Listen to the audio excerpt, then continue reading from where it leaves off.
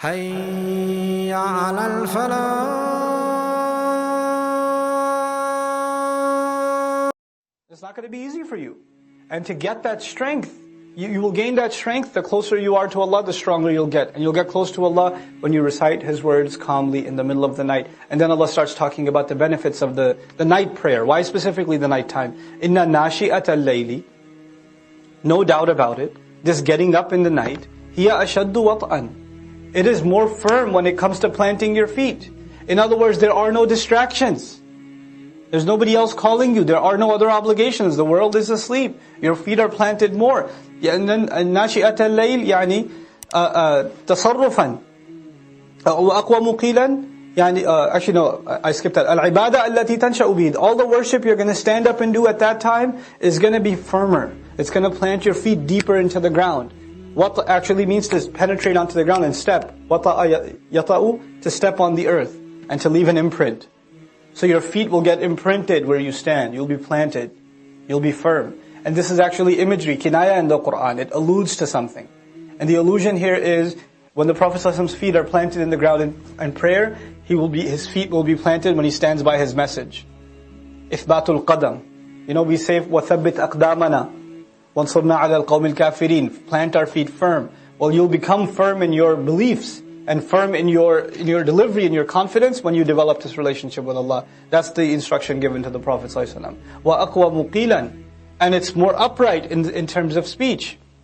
In other words, your words are not filled with distraction of anything else. This is the best time to speak with me. And also some argue here, وَأَقْوَى مُقِيلًا, it's the most upright, it's the best time to be speaking in terms of speech with Allah, because Allah is where? In the last portion of the night. It's the closest. So the best time to talk to me is then. وَأَقْوَى مُقِيلًا. Just ask Allah to forgive you. That's all I'm asking. Ask your master to forgive you. إِنَّهُ كَانَ غَفَّارًا. No doubt He keeps forgiving over and over and over again. يُرْسِلِ السَّمَاءِ. He will rain the sky upon you midraran, in good, continuous, life-giving rain. Rain that continuously comes is called midrar. Now notice the punishment that destroyed this nation was rain also. Was water also. But actually when rain is calmed down, when it's not gone wild, then it's a source of life. It's a source of vegetation. It's a source of, a healthy society. وَيُمْدِدْكُمْ. And if you just ask Allah for forgiveness, He will extend you. بِأَمْوَالٍ وَبَنِينَ. With money and children. All these benefits will open to you. Notice the form, right? Yursil is connected with the next word with a kasra, right? Which makes it majzoom. Then yumdid, not yumiddu, it's yumdid. Then وَيَجْعَلْ, it's majzoom. The question is, why are they all majzoom? Why is there a sukoon at the end of every present tense? It's because this is jawab al-talab.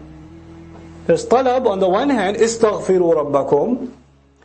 And it says, though in between, وَإِن تَسْتَغْفِرُوهُ. And if you were to ask forgiveness of Him, then these things will happen. What things will happen? The sky will rain water, abundant water. You will have more in money, and you will have more in children. And He will install gardens for you. And He will put together rivers for you. He'll install rivers for you. Life on this earth will become beautiful for you. If, what? You ask Allah for forgiveness. This is a passage about what are the benefits of istighfar. We thought the benefit of istighfar is forgiveness. Obviously somebody's asking for forgiveness. The greatest thing they're hoping for is forgiveness itself. Forgiveness comes with these benefits. وَيُمْدِدْكُمْ بِأَمْوَالٍ وَبَنِينَ وَيَجْعَلْ لَكُمْ جَنَّاتٍ وَيَجْعَلْ لَكُمْ أَنْهَارًا. He'll put gardens out for you. He'll lay rivers down for you. مَا لَكُمْ. What is wrong with you people? لَا تَرْجُونَ لِلَّهِ وَقَارًا. You have no expectations from the grand nobility of Allah. You don't hope from Allah to show you dignity. وَقَدْ خَلَقَكُمْ أَطْوَارًا. And He's the one that already created you in stage after stage. Tawr means stage. Atwar means you were babies, then you were adults, and you've matured so much. He's the one that did that for you. أَلَمْ تَرَوْا كَيْفَ خَلَقَ اللَّهُ سَبْعَ سَمَاوَاتٍ طِبَاقًا. Haven't you taken a look and reflected how Allah created 7 skies, one on top of the other in layers? وَجَعَلَ الْقَمَرَ فِيهِنَّ نُورًا. And in those skies Allah placed, within them He placed a light. وَجَعَلَ الشَّمْسَ سِرَاجًا. Meaning the moon first, and then He placed the sun as a lamp. وَاللَّهُ أَنْبَتَكُم مِّنَ الْأَرْضِ نَبَاتًا. And Allah is the one who caused from the earth all kinds of things to sprout for you. أَنْبَتَكُمْ نَبَاتًا. All kinds of things to sprout for you. ثُمَّ يُعِيدُكُمْ فِيهَا. Then He's the one who brings it out, He returns it back to you from within it. Meaning the plants sprout and they give seeds and you put the seed back in and it brings it back to more produce.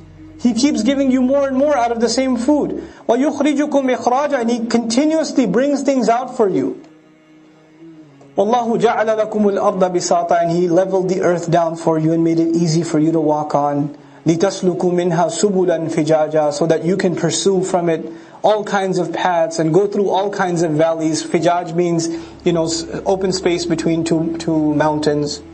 Otherwise it's hard to tread and to tread that path. And He opened those roadways for you. قال نوح الرب إنهم عصوني. Nuh alayhi salam's monologue continues. So it's this part was all. It's still continuously still. It's a conversation between Allah and Nuh is talking alayhi salam. Nuh is saying, I said this to them, I said this to them, I said this to them. All the things you taught me to tell them, I told them. I tried to remind them publicly, privately, in council settings, in family settings. All these settings I exhausted. And then Allah says, go back and says, and then finally Nuh said, Rabb, my master, innahum asawni, they have disobeyed me. Now the past tense is asawni, they've disobeyed me. Not ya'sunani, they disobey me. Which means He's done with them. It's done, Ya Rabb. وَاتَّبَعُوا. And they have followed مَنْ لَمْ يَزِدْهُ مَالُهُ وَوَلَدُهُ إِلَّا خَسَارًا. They have followed someone who cannot increase them in wealth, nor can he increase them in children, except in more loss. That's the only thing that they can increase in now. وَمَكَرُوا مَكْرًا كُبَّارًا. And they made a huge plot against him. They made a huge plot against, undermining his efforts. And it seems the closer he got to building the ark, the more intense his da'wah became. And so they started seeing some effect of his call and the warning, because he can imagine if he's got only 1 or 2 days worth of work left, he's really scared for these people. So he's going out of his way to warn them now like never before. So some people are getting a little shaken and they're being pulled towards him, and the leaders of their tribes see that. So they made a new plan, and their plan was to make people feel like if they accept Nuh's call, not only are they dumb, because they would think that the messengers, they're crazy people, etc. Don't follow a crazy person. But actually they will make people feel like they're traitors. That they're abandoning the expectations of their elders. That they're an embarrassment to their family legacy. That sort of line of reasoning. So they said, وَقَالُوا لَا تَذَرُنَّ آلِهَتَكُمْ. Don't you dare leave your gods, they said. They went around making a counter da'wah. وَلَا تَذَرُنَّ وَدًّا. Don't you dare abandon Wad, one of the names of their false gods. وَلَا سُوَاعًا.